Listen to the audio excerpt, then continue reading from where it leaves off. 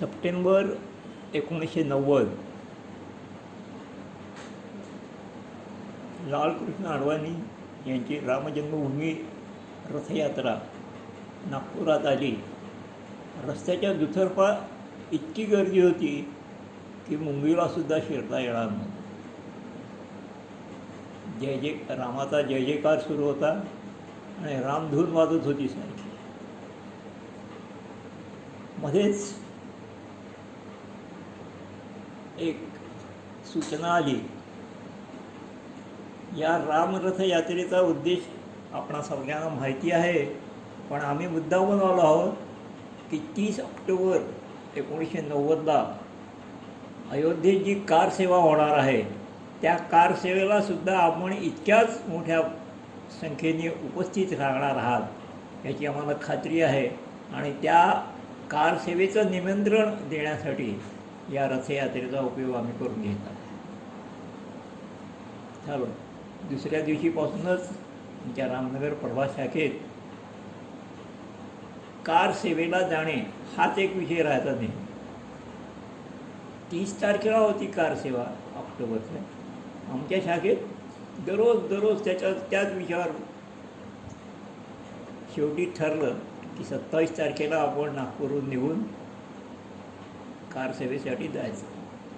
त्यात कोणी जायचं याचाही उहापोह बराच झाला. जवळजवळ 13 जणांनी आपली नावं फायनल केली की हे 13 जणच जाणारच. आणि त्या 13 जणांची नावं मी मुद्दाम इथे सांगतो आहे की जे ऐकतील त्यांनासुद्धा कळेल की शाखेतून कोण गेलेले होते. त्या याच्यात यादवराव देवपुजारी, प्रभाकरराव पाठक, श्री पॉल काका, कॅप्टन किल्लेदार, बाळासाहेब बंगाले, यशवंतराव टिकले, बापू काका जोशीराव, बाबूराव टेंबेकर, मधुकरराव नांदेडकर, राजाभाऊ देवधरे, बळवंतराव वझलवार आणि अशोक बागलकोटे. यापैकी आता सध्या वझलवार आणि बागलकोट हेच यात आहेत. बाकी सगळी आता या जगात नाहीत. या सगळ्यांचा तेव्हा जो उत्साह होता हे सगळेजण वयाच्या 60 ओलांडलेले होते. फक्त मी म्हणजे अशोक फक्त 50 वर्षाचा होतो तेव्हा.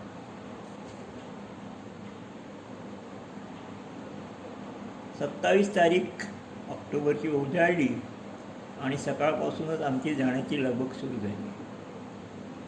4 वाजताची मध्य प्रदेश परिवहन मंडळाची नागपूर ते जबलपूर बसनी आपण जायचं हे ठरलेलं होतं. सगळेजण आपापलं सामान काय घ्यायचं हे सुद्धा ठरलेलं होतं. प्रत्येकाने फक्त एक शबनम बॅग घ्यायची, त्याच्यात 2 झब्बा, लेहंगा झब्बा आणि एक फुल पॅन्ट शर्ट, ताट वाटी पेला, एक चादर आणि एक टॉय, एवढ्याच वस्तू घ्यायच्या सगळ्यांनी असंही ठरवलं. माझंच अगदी वेळेपर्यंत जाणं ठरत नव्हतं अशासाठी की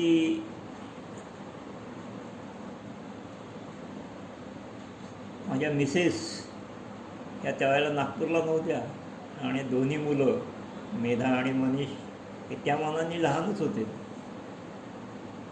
आजीची कशी तरी समजूत काढून आणि ती पण तयार झाली आणि मी पण या सगळ्यांबरोबर जबलपूरला जाण्यास निघालो. आम्ही त्या बसनी रात्री 28 तारखेच्या पहाटे 3:30-4च्या दरम्यान जबलपूरला पोहोचलो. इथे चहा वगैरे घेऊन आणि नंतर 5 वाजताची जबलपूर ते अलाहाबाद ही बस होती, त्या बसमध्ये आम्ही बसलो. जवळजवळ दिवसभराचा प्रवास सुरू होता आणि संध्याकाळच्या 4:30 पावणे 5 वाजता उत्तर प्रदेशची सरहद्द सुरू झाली आणि आमच्या बसला अडवण्यात आलं. आम्हाला पहिले कळलंच नाही काय झालं. 2-3 पोलीस बसमध्ये आले, प्रत्येकाची चौकशी करत होते. कहाँ जा रहे, कहाँ जा रहे. मैं सांगितलं अहमदाबाद जा रहे. किस लिए जा रहे. नहीं नहीं, हमारे घर के लोग वहाँ रहते, उनसे मिलने जा रहे वगैरे. पहिले आलेल्या 2-3 शिपायांना ते काही शंका आली नाही आणि ते खाली उतरून गेले. त्यानंतर त्यांच्यावरचा एक दरोगा तो बसमध्ये चढला आणि त्यांनी आमच्या सगळ्यांकडे पाहिलं आणि काहीही प्रश्न न विचारता सांगितलं, चलो अपना अपना सामान संभालो, नीचे उतरो. आम्ही पण काही न बोलता आपण आता यांच्या सापोड्या धरलं आणि आम्ही खाली उतरलो. एका टीन शेडसारखं एक शेड होतं, त्याच्यात आम्हाला बसवण्यात आलं. गटोर या. 2-3 पोलीस आमच्या बाजूला उभे होते. जवळजवळ 2-2.5 तास आम्ही तिथे बसले राहिलो. 3:30, 7:30, 8च्या दरम्यान रात्री एक दुसरी बस आली. त्यात आम्हाला सगळ्यांना बसवण्यात आलं आणि एका आडवणाच्या एका पोलीस चौकीच्या तिथे नेऊन आम्हाला जवळजवळ 10:30-11 वाजता आम्ही पोहोचलो. आणि त्या चौकीवर आमची सगळ्यांची नावं लिहिण्यात आली रजिस्टरमध्ये, कहाँ जा रहे है वगैरे सगळी चौकशी केली. आमच्याचबरोबर त्या बसमध्ये मध्य प्रदेशातले 4-5 बजरंगी बसले होते. त्यांनी आरडाओरडा सुरू केला, बहुत भूक लगी है, खाने को दो, खाने को दो. तो हवालदार होता, तो म्हणाला खाने को कुछ नहीं है, आपके पास जो है वो खाओ. ते म्हणाले हमारे पास कुछ नहीं, हमको कुछ खाने को देना ही पडेगा आपको. शेवटी त्यांनी थोडी दयावया केली. त्याच्यानंतर आमच्याजवळ आमचे डबे होते, त्या डब्यातूनच आम्ही त्या 2-3 खायला दिलं. आणि जवळजवळ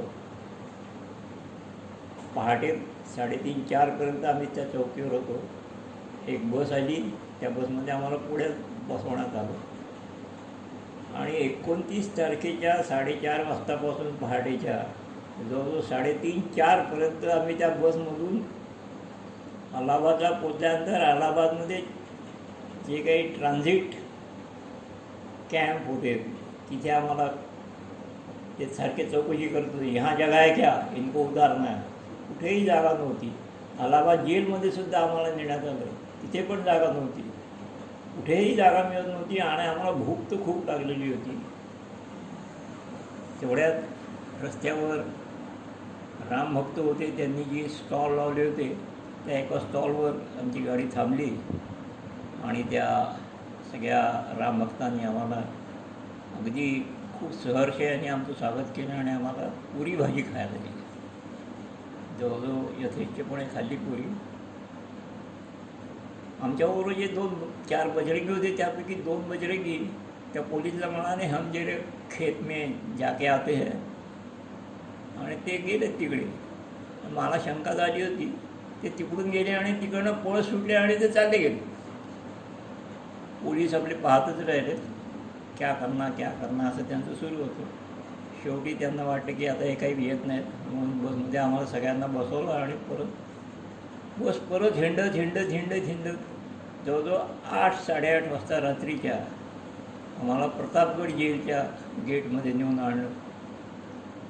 आणि मग तिथे मात्र असं कळलं की इथे जागा आहे म्हटलं म्हणजे काय, त्या जेलच्या आतमध्ये जे मोकळं मैदान होतं तिथे मांडव घातलेले होते आणि आम्हाला सगळ्यांना तिथे उतरवण्यात आलं. प्रतापगड जेलमध्ये आमची लिस्ट तयार केली आणि आम्हाला आतमध्ये त्या मांडवात सांगितलं की या मांडवात आता तुम्ही राहा. परत रात्रीच्या 10:30-11पर्यंत परत खायला काहीच नाही. डब्यातलं जे काय उरलेलं होतं तेच खाल्लं परत आणि रात्रभर पहाटेपर्यंत कसा तरी वेळ काढला. 4:30-5ला उठलो आणि 6-6:30 वाजता तिथले जे मुख्य अधिकारी होते जेलचे, ते प्रत्येक राऊंडवर आले पाहायला किती जण आहेत, काय आहेत, कुठून आलेत, का आल्यात, सगळ्यांची चौकशी केली. आणि मग 8-8:15 वाजता नाश्ता आला. आता नाश्ता येणार म्हटल्यावर आम्हाला सगळ्यांना खूप उत्सुकता होती काय ते काय खायला मिळणार. आणि नाश्ता काय होता, तो ओले भिजवलेले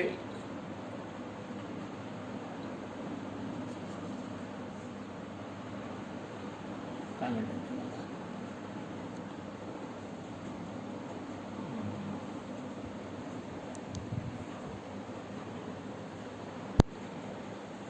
दुसऱ्या दिवशी नाश्त्यामध्ये जो पदार्थ समोर आला तो पाहून अगदी अंगावर काटा उभा झाला. ओंजळभर भिजवलेले चणे आणि त्यावर काळा कुट्ट गुळाचा एक मोठा खडा, हा नाश्ता तो पाहिल्याबरोबर सगळ्यांच्या पोटात गोळा आला. पण आता भुका एवढ्या लागल्या होत्या, त्याच्यातून थोडंफार खाण्यात आलं. बाकीचा सगळा जो होता तो एका ठिकाणी गोळा करून ठेवला. पहिल्या दिवशीचा नाश्ता घेतला असा. दुसऱ्या दिवशीपासून एकूणच त्या जेलमध्ये बाकीचे जे रामसेवक होते तरुण, त्यांनी येऊन आमच्या सगळ्यांच्या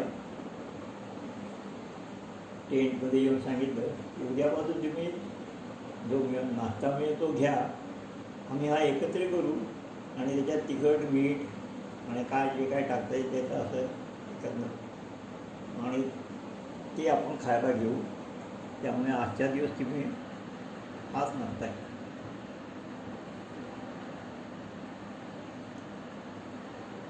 ती 30 तारीख होती.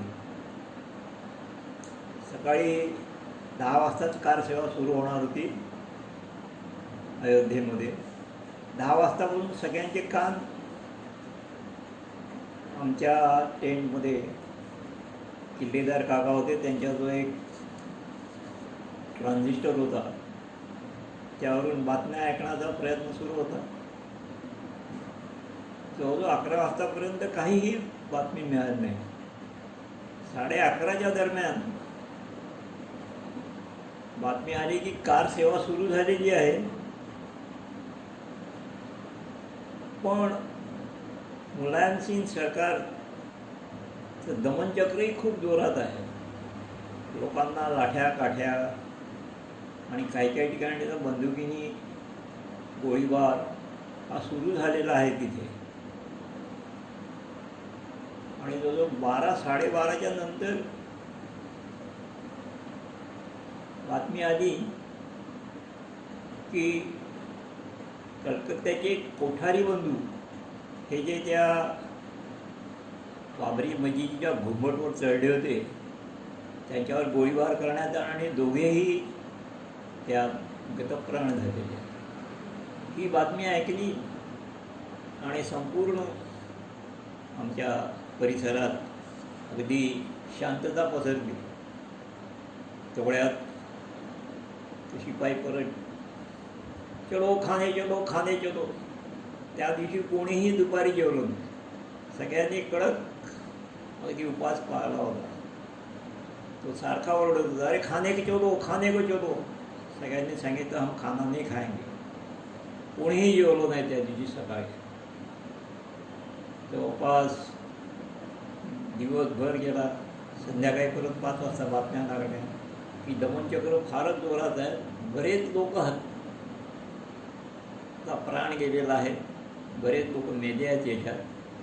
सरकार काहीही सांगत नाही आहे, पण गल्ल्याबोळातून देशात लोकांना मारून आणि पिटून बाहेर काढून त्यांच्यावर गोळीबार झालेला अशा तऱ्हेच्या बातम्या येत होत्या.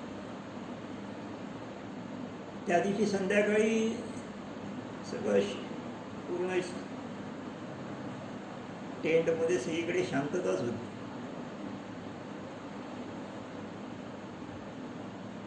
एक नोव्हेंबरला सकाळी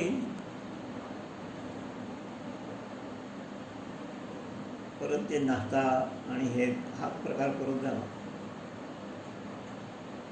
आणि मग त्या दिवशी पहिल्यांदा आम्ही 12 वाजता जेवायला जेव्हा गेलो तेव्हा जेवण काय तर जे जाड तांदूळ असतात बिना निवडलेले खडे अर्धे त्याच्यात अशा तऱ्हेचा भात आणि त्याच्यावर काळं वरण अगदी काळं ढोस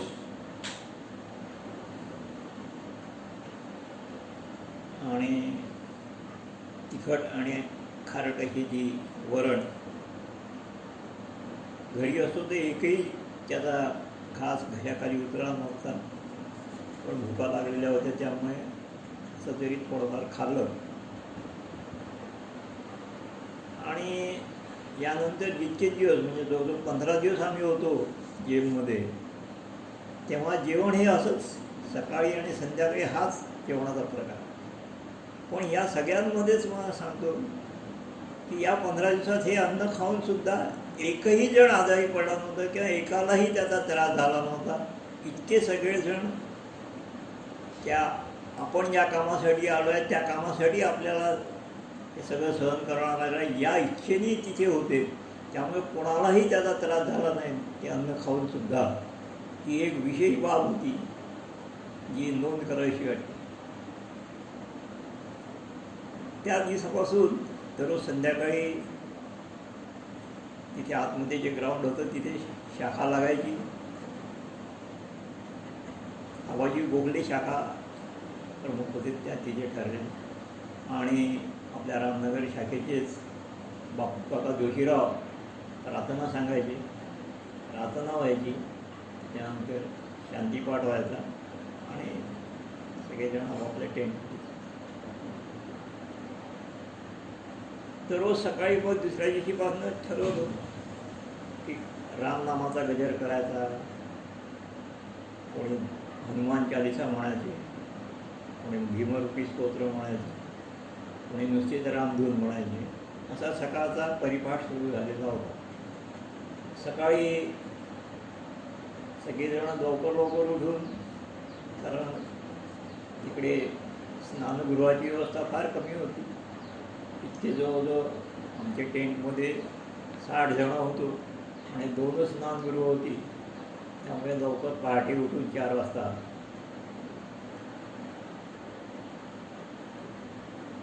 थंड पाण्याने आंघोळ करायची. त्याच्यानंतर सकाळचे विधी आटवायचे. सकाळचा चहा मिळायचा, काळा कुट्ट तो कसा तरी प्यायचा.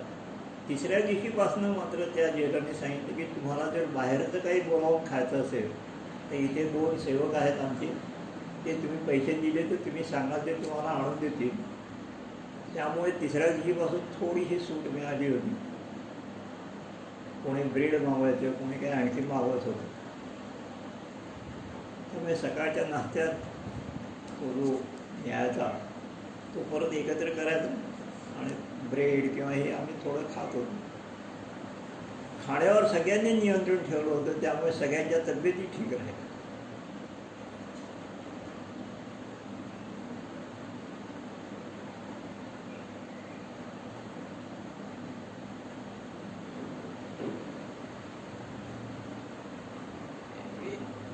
जेलच्या आतमध्ये असल्यामुळे आम्हाला काहीच करता येत नव्हतं. आम्ही आपल्या घोषणा देऊ शकत होतो किंवा आणखी देवाचं जे काही करत आहे ते करत. संध्याकाळी शाखेत लावायची, काहीतरी भजनं म्हणायची, असाच प्रकार सुरू होतो. 8 दिवसानंतर तर म्हटलं की आपण कशासाठी आलो आणि आपण इथे नुसते खाऊन पिऊन आपले नुसते बसतो, आपल्या ज्याने काय होणार नाही का. पण तरी पण आपण या कामासाठी आलेलो आहोत. त्या रामललाच्या दर्शन तर आपल्याला काही होणारच नाही आहे. आपण त्यांना रामनामाचा गजरच करत राहू आणि आपली ताकद वाढवू आणि त्या कार्यात यश येऊ अशी इच्छा करू. याप्रमाणे दिवस व्यतीतच होतं ते म्हणा. एक दिवस पाण्याचा टँकर यायचा दररोज मोठा, प्यायचं पाणी त्या जे मोठे मोठे नांदी होती त्याच्यात भरायचे आणि जायचे. त्या पाण्याच्या टँकरच्या वरच्या झाकण उघडल्यानंतर तो टँकर रिकामा झालेला होता. 5-6 पोरं जी होती त्याच्या वरच्या झाकणातून आत उतरली आणि टँकरचं झाकण लावून घेतो आणि टँकर परत निघाला. जवळजवळ जेलच्या बाहेरच्या गेटपर्यंत टँकरनी ते पोरं पोहोचली होती. आता एक थोडं पुढे गेलं असतं तर टँकर बाहेर निघाला असता आणि ती पोरं बाहेर झाली असती. तेवढ्यात कोणीतरी ओरडलं आणि त्या टँकरचं झाकण उघडून त्या सगळ्यांना परत आतमध्ये घेतो. जेलरने त्यांना खूप थोडंफार छडीने मार वगैरे दिला, असा नाही का नाही का वगैरे समजा.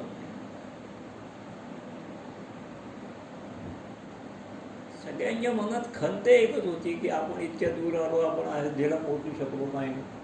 पण जेव्हा कळलं की असे हजारो आणि लोक जेलमध्येच आहेत, तिथे पोहोचणारे कमी लोक होते. जे पोहोचले होते ते 8-8 दिवस अगोदर अयोध्येच्या बाजूच्या खेड्यांमधून वेगवेगळ्या वेशात की आम्ही इथे काम करणारे आहोत, आम्ही शेतकरी आहोत असं सांगून त्या खेड्यांमधून लपून राहिले होते. तिथे जे लोक राहिले होते तेच फक्त अयोध्येपर्यंत पोहोचू शकलेले होते. किंवा अयोध्येमध्येही कुठे दुकानात कोणी राहिलेले, कोणी कोणाच्या घरी राहिलेले, असे जे 8-8 दिवस अगोदर पोहोचलेले लोक होते ते जवळजवळ अयोध्येत पोहोचलेले होते. बाकीच्या सगळ्यांना लोकांना फैजाबाद किंवा या बॉर्डरवरच सगळे जणांना अडवण्यात आलं होतं. जवळजवळ 15 दिवस त्या प्रतापगडच्या जेलमध्ये आम्ही काढले. तिथला जो मुख्य अधीक्षक होता तो नेहमी संध्याकाळी चक्कर मारायला यायचा. एक दिवस तो म्हणाला कि आप सही के लोग मैंने अभी तक नहीं देखे मेरी ज़िंदगी में. आप लोग इतनी शांति से यहाँ रह रहे हैं, आप जिस ढंग से शाम को प्रार्थना करते हो, दिन भर में आप जो भजन करते हो और आपकी जो आस्था है उसको मेरा सलाम है. शेवटच्या दिवशी जेव्हा आम्हाला सांगण्यात आली की आज संध्याकाळी तुमची सुटका होणार आहे, तर त्या प्रतापगडचे जे मुख्य एक राजा भैया म्हणून होते त्यांनी दुपारच्या वेळेला जितके म्हणून ग्रामसेवक होते त्यांना मेरे तरफ से आज का खाना रहेगा असं म्हणून आणि सगळ्यांना बुंदीच्या लाडूचा प्रसाद दिला आणि सगळ्यांना सांगितलं की अगली बार आप आएंगे तो आप अयोध्या में ही आपसे मुलाकात करूँगा, अभी आपको जेल में नहीं जाना पड़ेगा. पण सगळ्यात आश्चर्य होतं की ज्या मुलायम सिंगनी म्हटलं होते की परिंदा भी पर नहीं मार सकता, तिथे हजारोच्या संख्येने रामसेवक अयोध्येत आणि अयोध्येच्या बाहेर पूर्ण उत्तर प्रदेशात गेलेले होते. त्यामुळे मुलायम सिंगांनी नंतर अगदी ते संपल्यानंतर राजीनामा देऊन टाकला की आपण इतकी शेती मारली होती आणि काही करू शकलो नाही. त्या दिवशी सुटका झाली, त्या दिवशी प्रत्येकाची नावं घेऊन त्यांना त्यात गंमत अशी झाली की माझं नाव त्या लिस्टमध्येच नव्हतं. त्यामुळे मला बाहेर पडता येत नव्हतं. शेवटी मी विचार केला की आता जर आपण बाहेर पडलो नाही तर आपल्याला काय गर्दी काय सांगता येणार नाही. म्हणून त्या गर्दीचा फायदा घेऊन मी गर्दीतूनच बाहेर पडलो. सगळेजण स्टेशनवर पोहोचले होते, धावत धावत मी पण जाऊन तिथे पोहोचलो. स्टेशनवर इतकी गर्दी होती की पाय ठेवायला जागा नव्हती. जी गाडी आली ती अगोदर इतकी भरलेली होती की या गाडीत आपण चढणार कसे याचा सगळेजण विचार करत होते. पण स्टेशनवरचे सगळेजण त्या गाडीत चढले. गाडीत चढल्यानंतर लक्षात आले की इथे तर पाय ठेवायलाही जागा नाही आहे. पण जे मागच्या स्टेशनवरून आलेले लोक होते त्यांनी एक कार सेवक असं म्हणून आम्हाला कुठे ना कोणी बसायला जागा दिली, कोणी उभं राहायला बरोबर आम्हाला जागा करून दिली. ह्या रीतीने त्या गाडीने दुसऱ्या दिवशीच्या संध्याकाळी म्हणजे आम्ही नागपूर स्टेशनवर पोचलो आणि घरी येऊन पोचल्यानंतर मूग मात्र एकदम दुसऱ्या दिवशीपासून कोणाला ताप आला, कोणाला काही झालं. पण तिथे असताना कोणालाही काही काय झालं नव्हतं. ही रामरायाचीच कृपा होती आणि आमची सगळ्यांची नंतर ताकद जी होती त्या ताकदीच्याच भरोशावर आम्ही हे सगळं करू शकलो हा माझा अगदी पूर्ण दृढ विश्वास आहे. त्या कारसेवेनंतर आज या 5 ऑगस्ट 2020ला तिथे जन्मभूमीवर पायाभरणीचा समारंभ होत आहे. याचं आपण गेलेल्या कामाचं आज चीज झालेलं आहे. हे ऐकून आणि हे पाहून मनाला किती आनंद होत आहे हे शब्दात सांगणं फार कठीण आहे. आमच्याबरोबर जे आता आले होते आणि आता जे नाही आहेत जे त्या सगळ्यांना त्यांच्या स्मृतीला परत एकदा अभिवादन करू आणि हे माझे जे प्रथम कारसेवेचं माझं जे कथन आहे ते पूर्ण